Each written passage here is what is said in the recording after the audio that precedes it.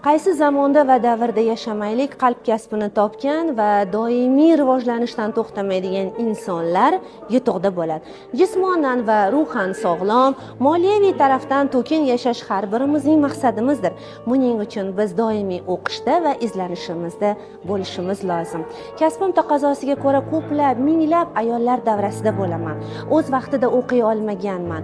O'z davrida o'zim sevgan kasbga bora olmaganman degan armonda yashayotgan opa-singillarimiz ko'plab topiladi.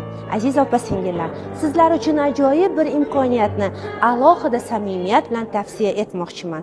Biz bu dunyoga bir marta kelamiz va mana shu bir martalik hayotimizni to'laqonli yashab o'tishimiz uchun shaxsiy rivojlangan, o'zimizga ishongan, oilamizda namunaviy ayol sifatida shakllanishimiz uchun, o'z hayotimizdan qoniqish, minnatdorlik va shukronalik hissida yashashimiz uchun ham o'qib rivojlanishdan to'xtamaylik. Meni davrim o'tdi.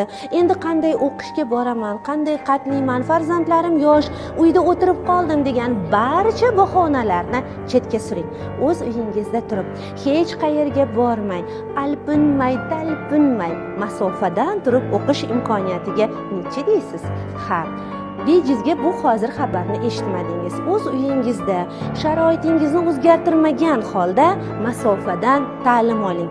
Ta'lim bo'lganda ham oliy ma'lumotli va eng sifatli ta'limni beruvchi Qo'qon universitetining Andijon filialiga onlayn ro'yxatdan o'tib hujjatlaringizni topshiring.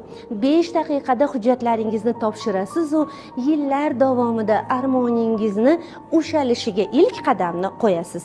Unutmang, armon bilan yashash ham, armonlaringizni ro'yobga chiqarish ham o'z qo'lingizda. Aynan Andijon viloyatidagi Qo'qon universiteti sizga qanot bo'lishga tayyor. Aytgancha, dunyoni qaysi davlatida bo'lmang, Turkiyada, Rossiyada, Amerikada, jonajon O'zbekiston fuqarosimisiz? Marhamat, ushbu universitetimizda o'qishingiz va davlat ta'lim standartlariga mos kelgan diplomni qo'lga kiritishingiz mumkin. Unutmang, ziyoli oilaning ziyoli ayoli, ziyoli ayolning ziyoli farzandi va ziyoli millatning asosi bo'lish imkoni sizda bor.